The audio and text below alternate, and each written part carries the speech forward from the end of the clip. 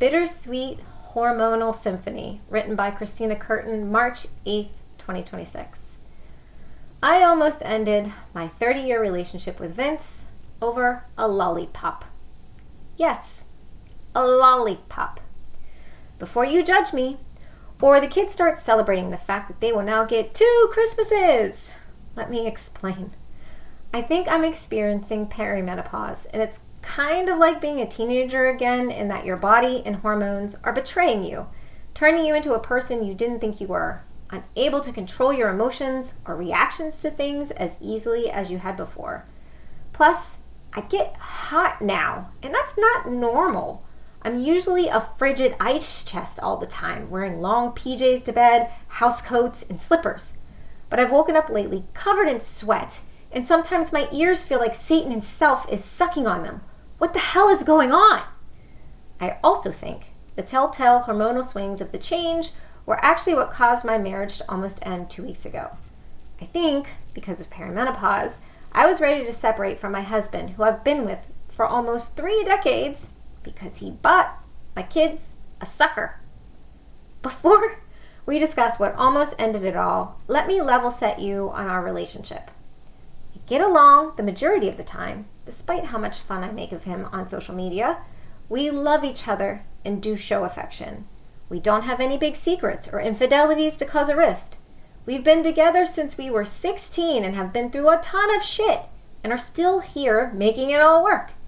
But this will be the second time during our marriage that divorce has whispered its name.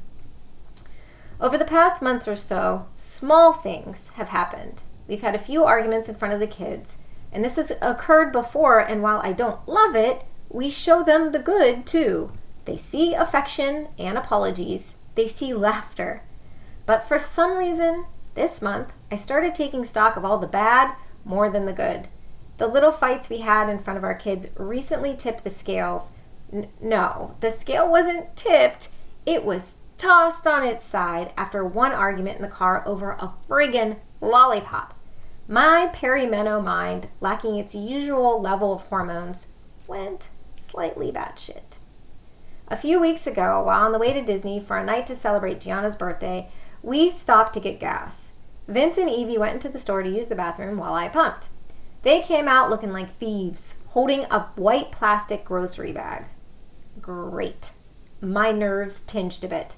I knew the bag held bad decisions. I wasn't going to say anything at first, though. Whatever, it's a celebration day. They can have sugar. I was going to keep quiet about my thoughts until he got in the car and opened the bag. Not only did he get her candy, he purchased her and Marina a double-sided lollipop with one end being the sucker and the other a vat of liquid syrupy sugar. I have never bought these for any of our children. I've never let them have them despite years of begging. I don't know why, but these syrup sugar things and the candies that look like fucking baby bottles trigger me. Like, are we just forcing obesity and diabetes on our children now? Is this our parenting strategy? WTF? So, despite my initial plan to keep quiet, I gave him attitude about the lollipop. Oopsie. This poked the bear. Vince was apparently on edge before this as well. And so when I gave him attitude about his diabetes on a stick purchase for our 2 young kids, he got upset with me. Way more upset than someone shook it about a lollipop. He yelled a bit too much, and I don't know why, but this fight, a fight over a lollipop, snapped something inside of me. In that moment, as he yelled at me, I saw the interaction from my kids' eyes who were seated behind us in the car, a front row view of their parents. I saw him yelling and them taking it all in.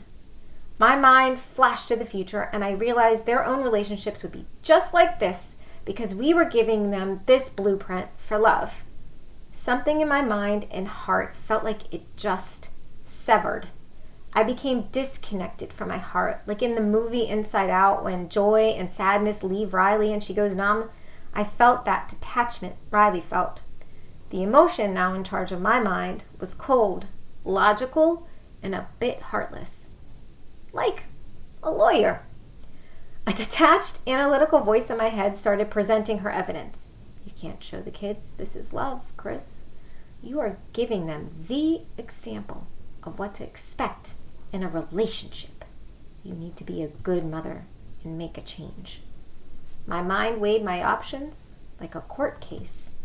What do I do here? End it? He might be better off too. He could find someone that shows him more affection and spends tons of quality time. Sure, they may not manage his life like I do, but he'd probably be happier. But ending it seemed like a drastic verdict, even for my estrogen-depleted, analytical, heartless brain. Counseling. That's it. We could go to counseling. Try to find a way to communicate better. You don't just abandon a 30-year relationship without bringing in an expert witness. That's not logical. So, after a day of internal overanalysis with the lawyer, controlling all of my decisions, I decided to give Vince an ultimatum. Go our separate ways or go to counseling. Now, mind you, I had not said a word to Vince about any of this. We were together all weekend with the kids, and after our one argument in the car over the lollipop, I had not really spoken to him at all. The lawyer thought it was better this way. After making this decision on our life, I began looking for a time to speak to him about it, but no time was right. I didn't want to do it in front of the kids. I didn't want to do it right before bedtime. No time. There's no good time. The lawyer said, write him an email, Chris. You need to get this off your mind and you need to tell him how you feel. Writing it down is a better option anyways. You communicate better that way. Okay, yeah, you're right. Let me do that. So after 3 decades of being together, I gave Vince an ultimatum about a relationship over email. What a dick move, right? Fucking lawyers. Well, as soon as I hit send on my email, I felt a wave of relief wash over me. I did it. I took those feelings and I got them out of me. I gave them to Vince to handle and now it was on him. Thank God I couldn't handle internalizing all of that anymore. He got the email and of course felt blindsided. Like, crazy bitch, where's this all coming from? We exchanged text and phone calls. He didn't want to end things, but he didn't want to go to counseling either. He didn't want to check a box, just to check a box, if that's all it was.